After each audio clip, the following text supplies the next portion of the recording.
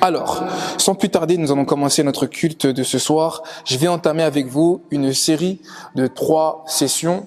J'espère terminer en 3 sessions, si le Saint-Esprit nous fait grâce de cela. Mais c'est un thème que le Saint-Esprit a déposé dans mon cœur et qui, je pense, est ô combien important, surtout en cette saison pour chacun d'entre nous. Le thème, c'est, pour ceux qui ont pu le voir sur les réseaux ou encore sur le groupe WhatsApp, le caractère d'une destinée qui s'accomplira.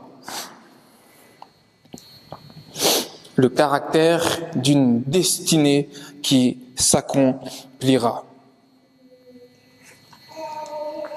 Dieu a déposé ce thème-là déjà depuis plusieurs semaines dans mon cœur, parce que c'est, je le crois, en cette saison, un des points les plus importants pour la jeunesse, la parole vivante.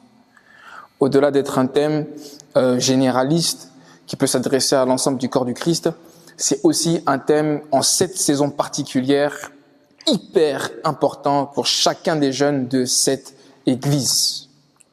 Et c'est ce que le Saint-Esprit a appuyé dans mon cœur, parce que je le crois, au travers de ces enseignements, beaucoup en ressortiront transformés et changés dans leur caractère. Parce que le caractère est beaucoup plus important qu'on ne le pense dans la vie chrétienne et surtout dans l'accomplissement de ce à quoi Dieu nous prédestine, de ce à quoi Dieu nous appelle. Amen.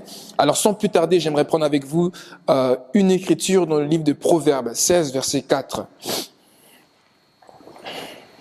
Proverbes 16, verset numéro 4. Je ne trouve pas, c'est pas normal ça.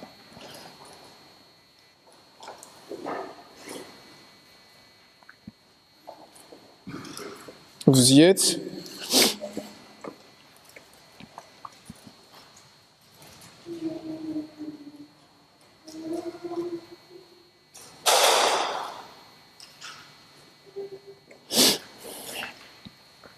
Pendant ces sessions-là, on prendra vraiment le temps de lire les Écritures et de partager également. À la fin, il y aura une session de 5 à 10 minutes grand maximum pour que vous puissiez poser des questions si vous en avez.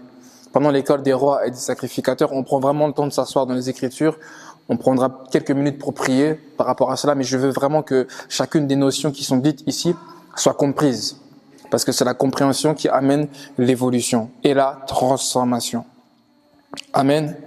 Alors, celui qui a trouvé, il peut nous faire déjà la lecture. Amen. L'Éternel a tout fait pour un but, même le méchant pour le jour du malheur. Ok, tu peux répéter une deuxième fois. L'Éternel a tout fait pour un but, même le méchant pour le jour du malheur. Tu peux répéter pour une troisième fois. L'Éternel a tout fait pour un but, même le méchant pour le jour du malheur. Amen. Que Dieu te bénisse, ma sœur Saphir. Alors, dans ce passage-là, la Bible est en train de dire très clairement, l'Éternel a tout fait pour un but, même le méchant au jour du malheur. Je vais prendre 2 autres versions que j'aimerais lire avec vous. La Bible dit, l'Éternel a tout fait pour un but prédestiné. L'Éternel a tout fait pour un but prédestiné, même le méchant, pour le jour du malheur. 3e version, et cette version, je la trouve tellement explicite, tellement intéressante. La Bible déclare, c'est dans la version Osterwald, Proverbe 16, verset 4, « L'Éternel a fait toutes choses en sorte qu'elles répondent l'une à l'autre. » Je répète, l'Éternel a fait toutes choses de sorte à ce qu'elles puissent répondre l'une à l'autre, et même le méchant pour le jour de la calamité. Mon premier point est le suivant. Toute création est dotée d'une intention. Je répète, toute création est dotée d'une intention. Dans la pensée de Dieu, il est important de comprendre qu'il n'existe aucune création sans pour autant qu'elle ne soit accompagnée d'un but. Lorsque Dieu a décidé de créer les luminaires dans les cieux, la Bible est en train de le dire, c'est dans le livre de Genèse ou encore dans le livre de Psaumes, la Bible dit qu'il a placé le soleil dans le firmament, il a placé également la lune et il leur a donné une intention. Derrière la création des astres luminaires que nous voyons comme le soleil, comme les étoiles ou encore comme la lune, il y a une intention, il y a un but, il y a une arrière-pensée qui accompagne la création de ces astres. La Bible dit qu'ils ont été faits pour marquer les temps et les saisons. Ils sont placés dans le ciel comme des signes afin de marquer les temps et les saisons. Amen. Toute création comporte une intention. Toute création comporte une arrière-pensée. Toute création comporte un programme. Lorsque Dieu a décidé de créer l'homme, il a placé aussi derrière l'homme un programme prédéfini de façon à ce que lorsque l'homme se retrouvera sur la terre, il puisse répondre à un besoin. Amen. Parce qu'au fait, comme la Bible est en train de le dire dans le livre de Proverbes 16, verset 4, Dieu a fait toutes choses de façon à ce qu'elles puissent répondre l'une à l'autre. Dieu a créé chaque existence de façon à ce qu'elle puisse répondre à un besoin particulier. C'est de cette façon qu'il faut comprendre ce passage. Quand la Bible est en train de dire que Dieu a fait toutes choses pour un but, pour un objectif, c'est-à-dire Dieu a créé tout ce qu'il y a sur la terre de façon à ce qu'elle puisse répondre à un besoin. La version nous dit, elle puisse répondre à un besoin l'une à l'autre. J'arrive à me faire comprendre? Autrement dit, mon existence ou encore ton existence doit répondre à un besoin. Et c'est cela même la définition d'une destinée. Une destinée est en réalité une trajectoire ou encore un chemin qui doit répondre à un besoin particulier dans une génération donnée, à un temps marqué.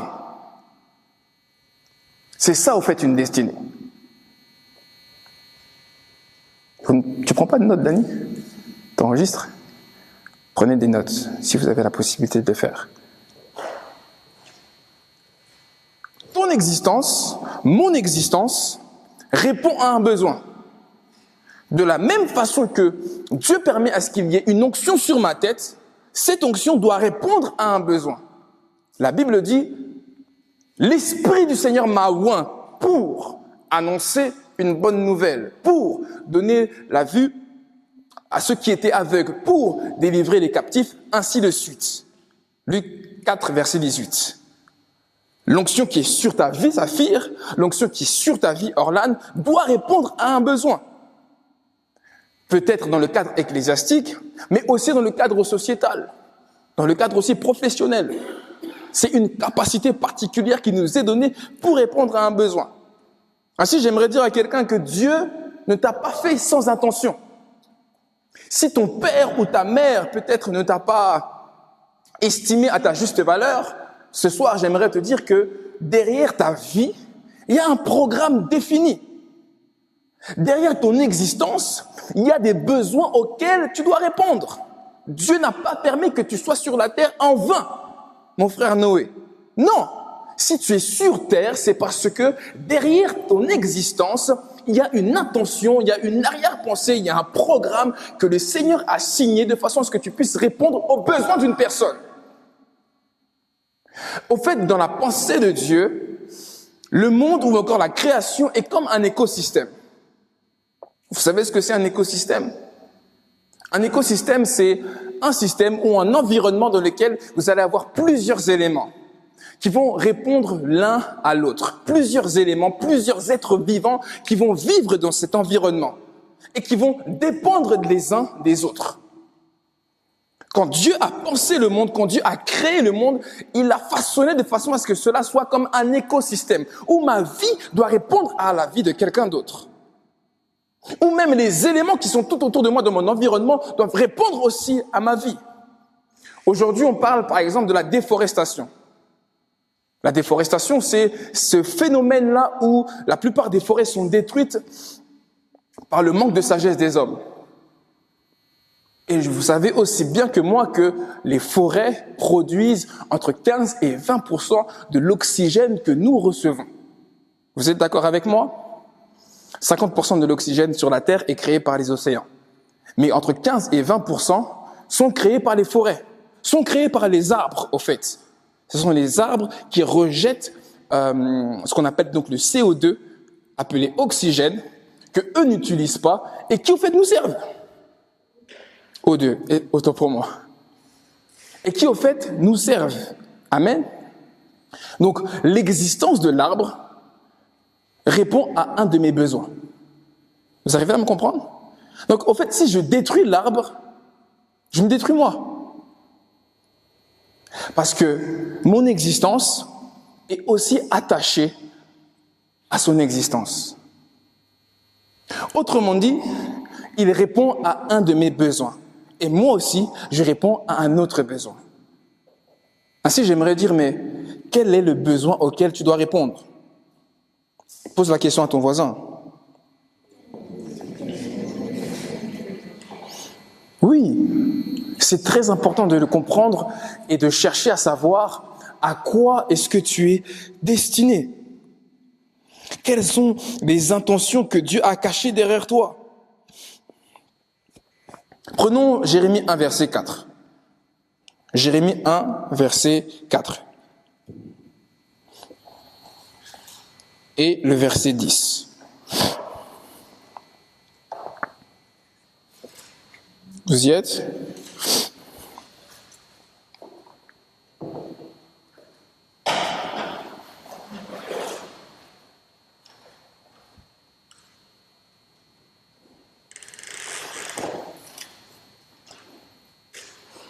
Vous y êtes? Alors, la Bible dit, avant que je t'ai formé, c'est un verset hyper connu, dans le ventre de ta mère, je te connaissais. Avant que tu ne sois sorti de son sein, je t'avais consacré, je t'avais établi prophète des nations.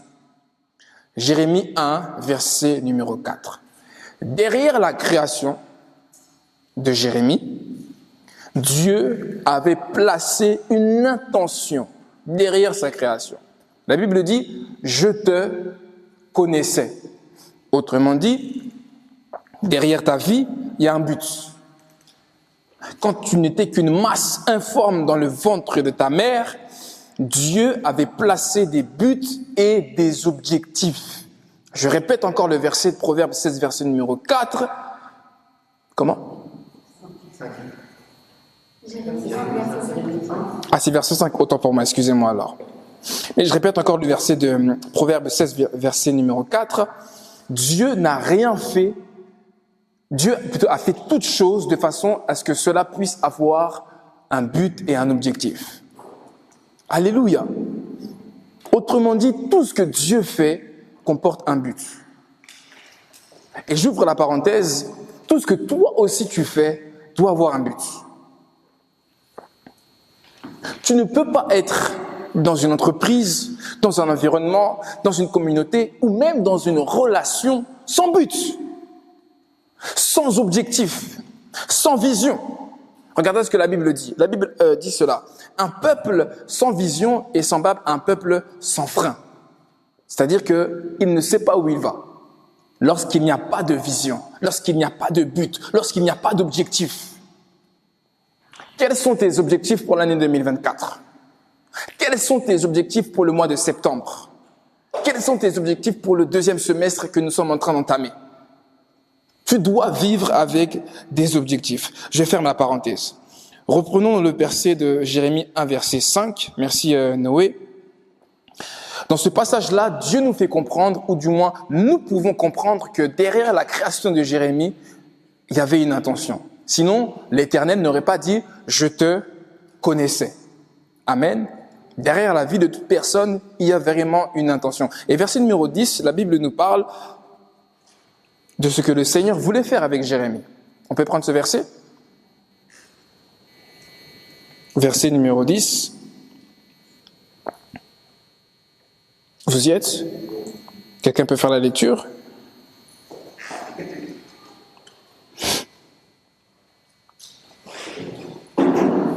Jérémie, chapitre 1, verset numéro 10. Vois aujourd'hui, je te confie une responsabilité envers les nations et les royaumes, celle d'arracher et de démolir, de faire disparaître et de détruire, de construire et de planter. Amen.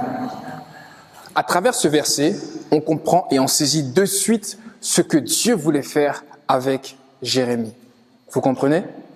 Donc derrière la vie de toute personne, il y a un verset numéro 10, ou du moins il y a une intention, il y a un but que Dieu veut accomplir avec toi. Et tu dois avoir la soif de découvrir quel est ce but. Quel est cet objectif? Quelle est cette mission? Quelle est cette arrière-pensée ou encore ce programme derrière ta vie? Parce que vivre sans but est pareil à un homme qui est mort. Tu dois comprendre, tu dois saisir pourquoi est-ce que je suis sur la terre. Pourquoi est-ce que Dieu m'a conçu? Pour quel temps est-ce que le Seigneur a permis que je sois sur la terre? Ça doit être l'objet de tes pensées de chaque jour. Si tu n'as pas encore pris le temps de prier pour cela, tu dois prendre le temps de prier pour cela, de sonder Dieu, de sonder le Saint-Esprit, de jeûner même s'il le faut, afin de comprendre ce pourquoi le Seigneur a permis que tu sois sur terre. Un homme a dit, il y a 2 jours très importants dans la vie d'un homme. Le premier jour, c'est lorsqu'il naît. Le deuxième jour, c'est lorsqu'il comprend pourquoi il est né. Pourquoi est-ce que tu es né? Pourquoi est-ce que tu es sur la terre? Pourquoi est-ce que Dieu a permis que tu sois dans cette famille, dans cette ville, dans cette église, dans cette génération? Qu'est-ce que tu dois m'apporter? À quel besoin tu dois répondre? C'est important de saisir pourquoi est-ce que le Seigneur a permis que tu sois là. Si un créateur, derrière un objet, prenons l'exemple d'une télécommande, il a créé la télécommande pour que nous puissions zapper sur la télévision. Vous êtes d'accord avec moi jusqu'à présent? Si un jour la télécommande décide de elle-même s'autoproclamer comme étant une brosse à dents, est-ce que ça va fonctionner? Je ne crois pas. Même si elle peut se tenir dans une main, on met du dentifrice dessus, ça ne marchera pas. Elle n'aura pas la même efficacité, la même efficience qu'une brosse à dents, parce que la brosse à dents a été conçue justement pour brosser des dents. Et la télécommande a été conçue pour zapper.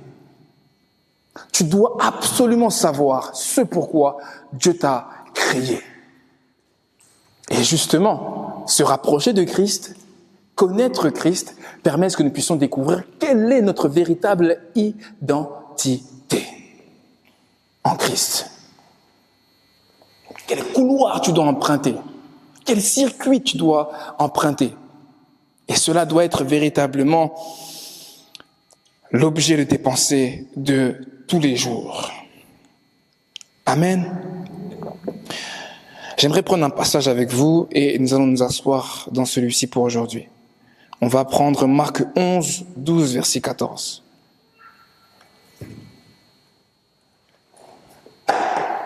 Jusqu'à présent, ça rentre? Marc 11, 12 à 14. Si quelqu'un a trouvé qu'il puisse nous faire la lecture, s'il vous plaît.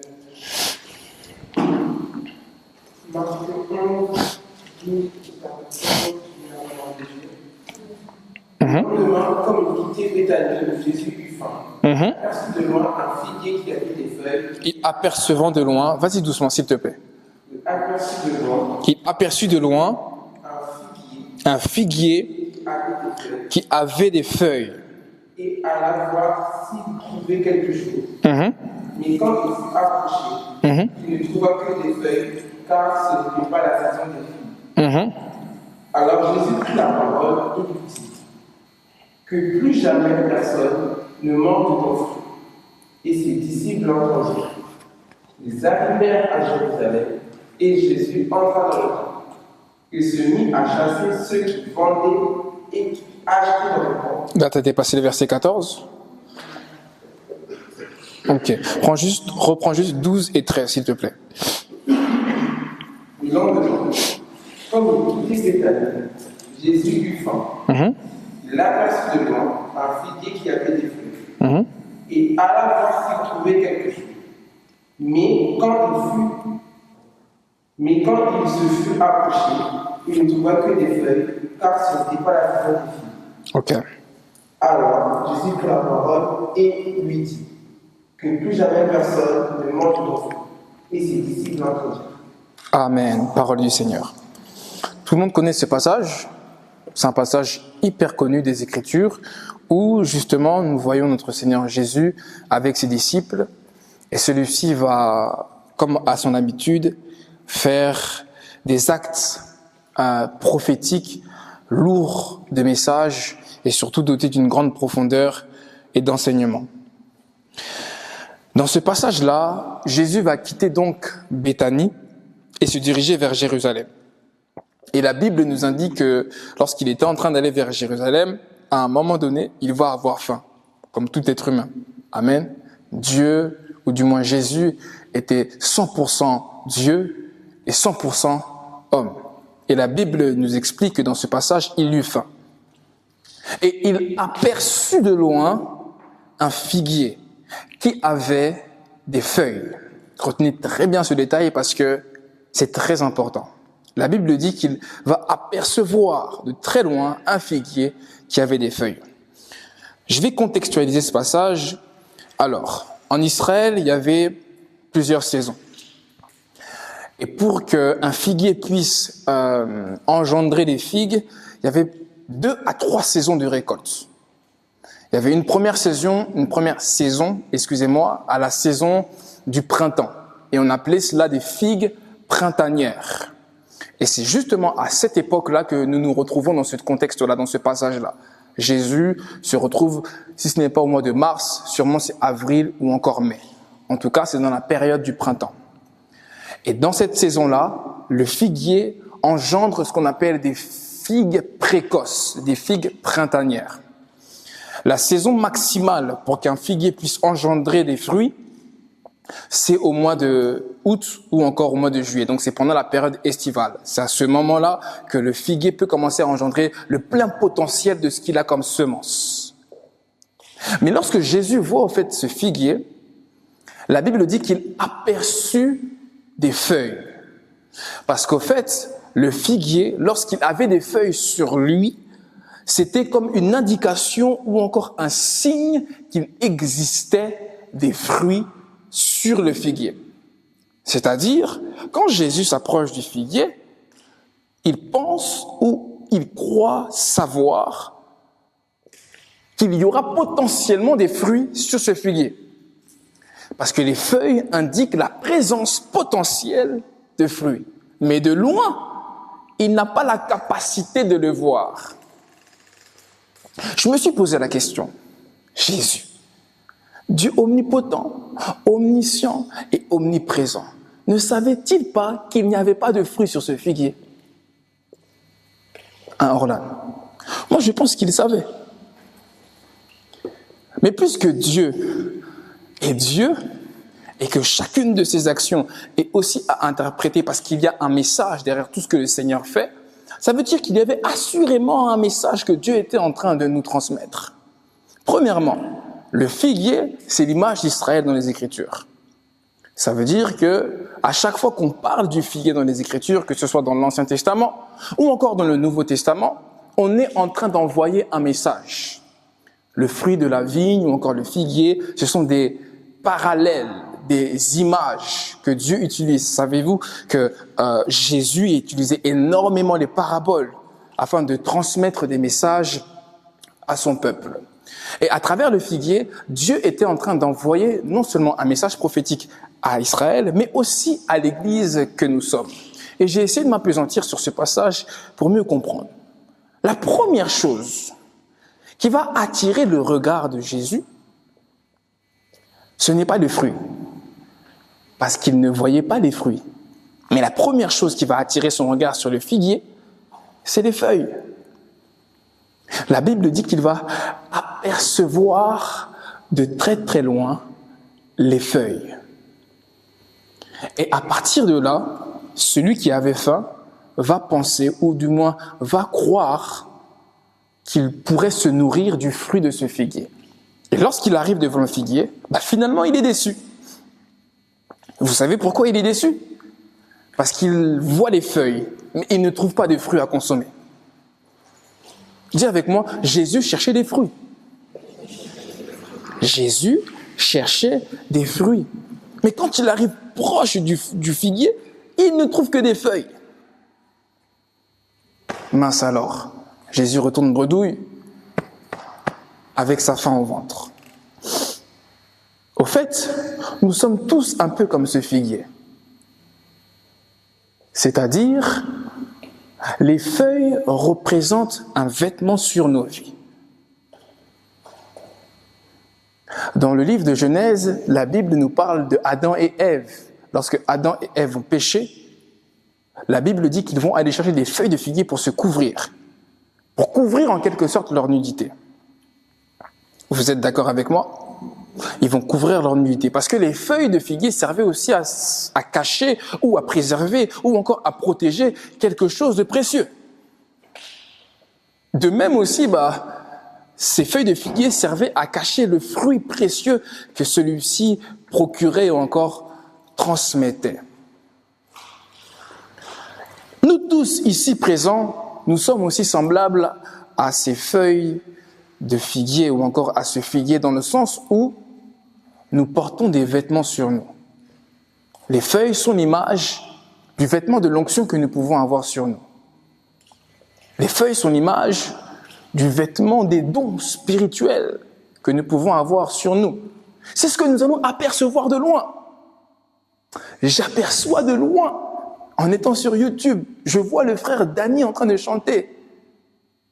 J'entends sa voix et de loin, je suis attiré par les feuilles, je suis attiré par son vêtement. Vous comprenez? Mais quand je m'approche et que je veux consommer le fruit, il y a de fortes chances, parfois, je ne parle pas de toi, que je ne trouve pas de fruit. C'est-à-dire que je ne trouve pas de caractère qui me permettra de consommer le fruit. Prenons un passage qui va expliquer ce que je suis en train de dire. Jean chapitre 15. Lorsque vous y êtes, dites-moi sur sa fiche, j'aimerais que tu puisses faire la lecture.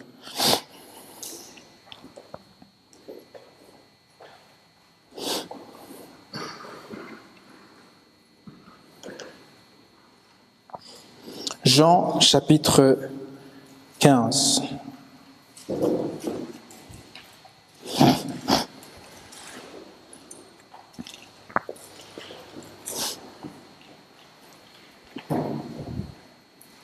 À partir du premier verset jusqu'à son 8e verset. Jean chapitre 1. C'est moi qui suis le vrai cep. C'est moi qui suis le vrai cep. Et mon père est le vigneron.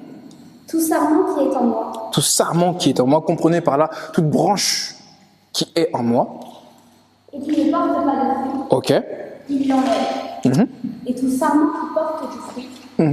Il le taille afin qu'il porte encore plus de fruits. Il le taille afin qu'il porte davantage ou encore plus de fruits.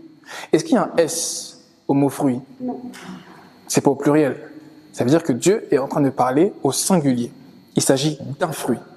Vous êtes d'accord avec moi? Tu peux continuer? Déjà, vous êtes unis à cause de la parole que je vous ai annoncée. Demeurez en moi et je demeurerai en vous. Le sarment ne peut pas porter de fruits par lui-même, sans rester attaché au cep. Le sarment ne peut pas porter de fruits par lui-même.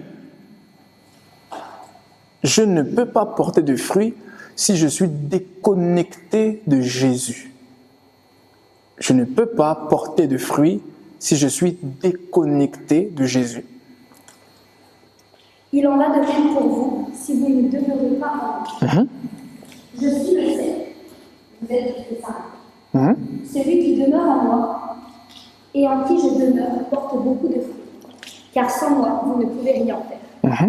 Si quelqu'un ne demeure pas en moi, il est jeté dehors comme le sarment et il sèche. Puis on ramasse les sarments, on les jette au feu et ils fument. Si vous demeurez en moi et que mes paroles demeurent en vous, vous demanderez ce que vous voudrez, et cela vous sera accordé. Ce qui manifeste la gloire de mon Père, c'est que vous portiez beaucoup de fruits. Vous serez alors vraiment mes disciples. Amen. Tu peux reprendre juste la dernière phrase, s'il te plaît, sur Saphir? Vous serez alors vraiment mes disciples. Ce qui manifeste la gloire de mon Père. Ce qui manifeste la gloire de mon Père, c'est que vous portiez beaucoup de fruits. Vous serez alors vraiment mes disciples. Amen. Vous avez compris ce que ce passage vient de nous dire. Ce qui manifeste la gloire de mon Père, c'est que vous portiez beaucoup de fruits. On a souvent tendance à faire le parallèle des fruits avec les œuvres que nous relâchons sur la terre. D'ailleurs, un dicton chrétien que beaucoup de personnes emploient en disant « il ne faut pas faire beaucoup de bruit, mais il faut faire du fruit. Il faut porter du fruit. » N'est-ce pas? En parallèle au fait qu'il ne faut pas beaucoup parler, mais il faut agir pour engendrer ou pour manifester. J'ai compris en m'apesantissant sur ce passage que le fruit dont il était question, ce n'est pas premièrement ou prioritairement les œuvres, c'est-à-dire les églises que nous sommes capables de faire ou les âmes que nous sommes capables de gagner, toutes sortes de choses que nous sommes capables d'engendrer par la puissance du Saint-Esprit qui peut reposer sur nous. Mais le fruit dont il est question, c'est d'abord celui d'un caractère pur qui se rapproche de la personne de Christ. Et c'est cela que Dieu vient consommer en nous. C'est un caractère qui est à l'image de Jésus-Christ. Est-ce que je parle à quelqu'un? Ce figuier avait des feuilles, mais il n'avait pas de fruits. On est dans une génération où il est tout à fait possible d'apercevoir de loin les feuilles, c'est-à-dire le vêtement de l'onction, le vêtement de la gloire, le vêtement des likes, le vêtement des partages sur les réseaux sociaux, le vêtement de choses qui attirent le regard, qui font à ce que nous puissions venir vers cette personne. Mais lorsque je m'approche de la personne, je me rends compte qu'il n'y a pas de fruit de l'esprit dans sa vie.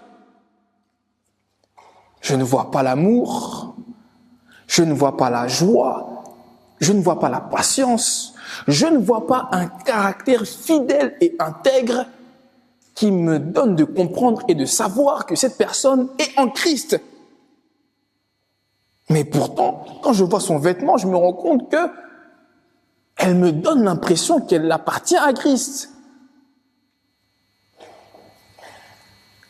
Comme les pharisiens du temps de l'époque de Jésus. Et d'ailleurs, c'est pour cela que Dieu est en train d'utiliser l'image du figuier. Parce qu'il est en train de leur dire, vous n'êtes pas différents de ce figuier. Vous avez l'apparence de la piété, mais en réalité, vous en reniez tout ce qui en fait la force. T'as compris, Royal? Vous avez l'apparence de la pureté. Vous avez l'apparence de la religiosité. Mais vous en reniez tout ce qui en fait la force quand on s'approche de vous. Quand on vous connaît de l'intérieur, quand on regarde dans vos cœurs et dans vos pensées, on se rend compte qu'il n'y a aucun fruit de l'esprit. On se rend compte que vous ne ressemblez pas à Christ. Que la nature de Christ, vous qui êtes censé participer à la nature divine, on se rend compte qu'il n'y a aucun fruit de l'esprit. Le caractère n'y est pas. Et Dieu m'a fait comprendre qu'en réalité, la destinée s'accomplit dans un caractère qui est formé. Parce que le caractère est la plateforme dans laquelle Dieu va faire asseoir sa bénédiction. Le caractère est la forme, ou du moins la plateforme dans laquelle Dieu va permettre à ce que ta destinée puisse s'accomplir.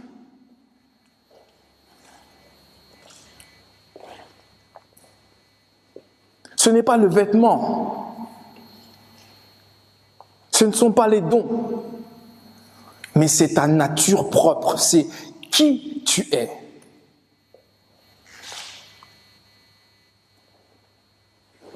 Parce que l'accomplissement de ta destinée se résume dans le caractère que tu as. Et il est possible d'avoir des chrétiens loin, mais avec un sale caractère. Parce qu'au fait, l'huile, ou du moins l'onction, quand elle tombe dans la vie d'un croyant, elle vient épouser la structure, c'est-à-dire elle vient épouser le caractère de la personne qui la porte. C'est en cela que vous allez voir un homme comme Moïse, il était loin, il avait l'onction, mais il était aussi capable de briser les tablettes de la loi quand il était en colère. Parce que le caractère lié à la tribu des Lévis était encore présent dans ses gènes et dans son ADN. Si tu ne laisses pas Dieu te transformer de l'intérieur, il y a des gènes, il y a des réclamations internes dans ton comportement, dans ton attitude, dans ta manière d'être, qui peuvent être liées à tes grands-parents, à tes parents, qui vont te suivre même dans le ministère. C'est là où l'œuvre du Saint-Esprit est ô combien importante. Parce qu'elle vient te transformer de l'intérieur, de l'intérieur, de l'intérieur. Elle vient façonner ta personne. Elle vient travailler qui tu es. Ce que le monde cherche à avoir, mes bien-aimés, ce n'est pas prioritairement les dons. Est-ce que je parle à quelqu'un? C'est d'abord le fruit. Je vous assure, prenons 2 églises. Une église dans laquelle vous avez un homme de Dieu qui opère dans la puissance et une autre église dans laquelle vous avez un homme de Dieu qui a le cœur de l'agneau. Les gens resteront là où il y a le cœur de l'agneau. Je ne suis pas en train de minimiser la puissance, hein. Loin de là. J'apprécie, j'honore et je veux aussi la puissance. Mais ayez d'abord le cœur de l'agneau, le caractère de Christ. Sinon, vous allez faire fuir les gens. Et vous allez détruire entre vos mains ce que Dieu vous donne. Et je peux vous l'annoncer de suite, vous n'allez pas aller loin. Impossible. Parce que Dieu doit se retrouver en vous. Dieu doit voir son caractère, son Fils en vous. C'est pour cela que la Bible déclare, celui qui demeure en moi, moi aussi je viendrai faire ma demeure en lui. Et la sœur Saphir a lu quelque chose de très important, elle a dit, mais pour porter du fruit, au fait, il faut rester connecté au sceptre. Nous sommes les sarments, mais il faut que nous puissions rester connectés au sceptre pour continuer à porter du fruit. Donc ma capacité à engendrer l'amour, ma capacité à engendrer la bonté, ma capacité à marcher dans la piété, dépend de ma connexion avec le sceptre, dépend de ma connexion avec Jésus. C'est lui qui me donne la sève, en quelque sorte, qui me permettra d'engendrer le fruit afin que le monde puisse recevoir ce dont il a besoin, c'est-à-dire Christ. Une personne qui révèle Christ dans sa nature, au-delà de la révéler dans sa puissance. Parce que le revêtement extérieur dépend d'abord du revêtement intérieur. Intérieur. Est-ce que je parle à quelqu'un ce soir?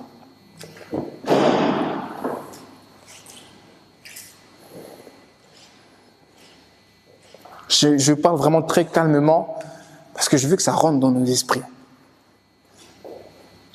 On peut commencer avec le feu de l'esprit l'onction, la gloire, et d'ici quelques années se retrouver dans la perdition parce qu'on n'a pas laissé Dieu travailler notre caractère. Parce qu'on n'a pas laissé Dieu nous façonner de façon à ce que nous puissions ressembler à son Fils. Et il y a de nombreux serviteurs de Dieu qui ont commencé dans la gloire, mais qui finalement ont terminé loin des projecteurs parce qu'ils n'ont pas laissé Dieu les façonner à l'intérieur.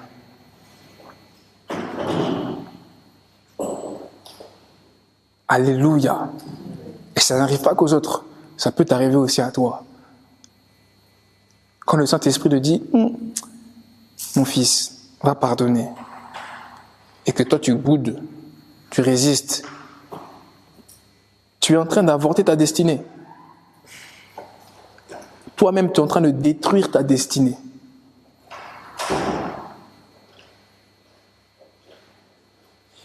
Parce qu'un homme qui a l'onction, mais qui n'a pas le caractère de Christ, n'est pas différent de Lucifer. Entre lui et le diable, il n'y a aucune différence. Vous êtes pareils. Vous opérez dans la puissance, mais Christ n'est pas en vous. Alléluia. Je vais m'arrêter ici pour ce soir.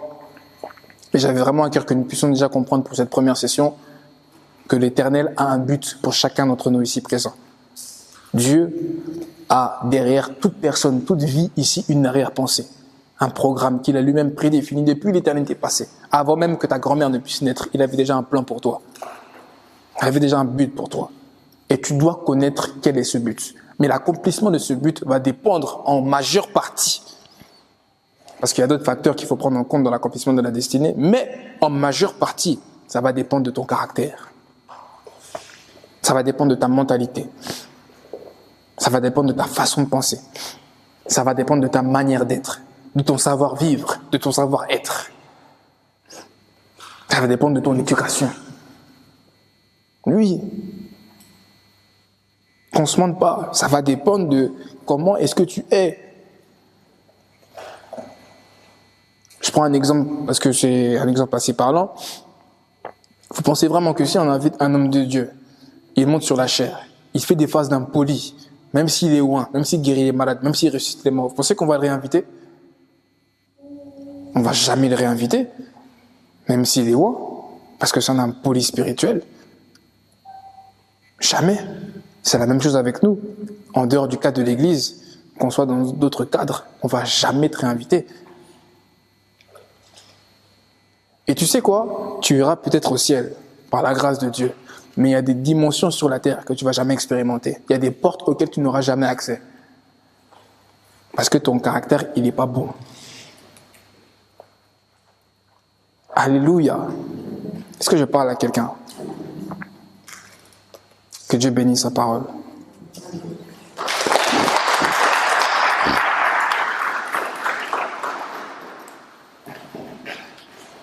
Est-ce que vous avez des questions?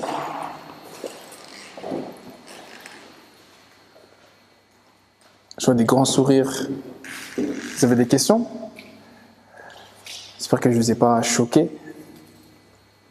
C'est pour notre bien. Annette, t'as pas de questions? Tout a été saisi. On prendra le temps aussi dans les 2 autres sessions à vraiment comprendre quel type de caractère le Seigneur veut et quel caractère il faut pour aller le plus loin aussi avec le Seigneur. Amen. Quel type de caractère il faut? Bon, s'il n'y a pas de questions, ça veut dire que j'ai été très clair alors. Je vous encourage encore à prendre le temps de lire la parole. Prenez vraiment le temps de vous faire un planning personnel dans lequel vous allez essayer de planifier vraiment un temps spécifique dans lequel vous allez lire les Écritures.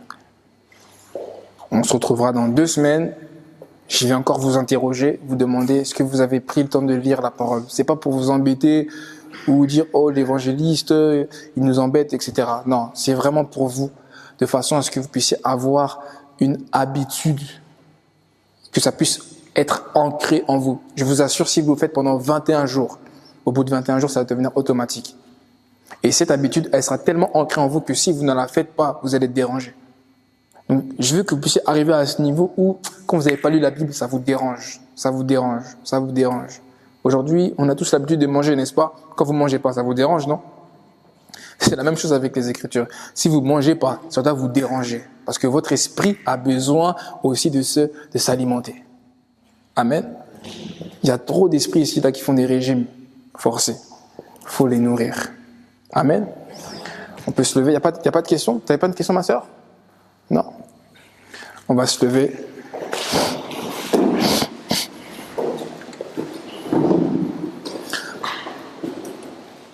Tu vas dire merci à Dieu pour cette parole-là, ces instants que nous avons passés dans sa présence. Et tu vas demander à ce que le Saint-Esprit, pendant ces 2 semaines qui arrivent, avant que nous puissions nous retrouver pour la 2e session, puisse te parler. S'il y a bien une personne qui nous connaît, c'est le Saint-Esprit. Que Dieu puisse te révéler quels sont les traits de caractère qui peuvent t'empêcher de rentrer pleinement dans ta mission, de rentrer pleinement dans ta destinée. Qu'est-ce qu'il faut tuer en toi pour que tu puisses aller le plus loin avec Dieu? Parfois, on a tellement l'habitude de dire ce sont les sorciers, on a tellement l'habitude de dire ce sont les démons, mais parfois la personne qui empêche à ce que toi tu puisses aller le plus loin avec le Seigneur, c'est toi-même. C'est toi qui es responsable, c'est pas le diable, c'est pas ta grand-mère qui est au village, c'est toi. Donc il faut sortir de cette mentalité de victimisation et se responsabiliser en disant « Seigneur, c'est quoi mon problème? Qu'est-ce qui m'empêche d'aller loin avec toi? Qu'est-ce qui m'empêche de voir ta gloire? Qu'est-ce qui m'empêche de faire telle ou telle chose? Viens travailler dans mon caractère, viens travailler dans mon être. » Que ces 2 semaines qui arrivent soient des semaines pendant lesquelles tu vas vraiment me parler. Amen. Prions dans ce sens. Dieu de gloire, Seigneur, nous voulons encore une fois te dire merci. Merci Seigneur pour ces instants, merci pour ta grâce, merci pour cette parole qui nous a été donnée.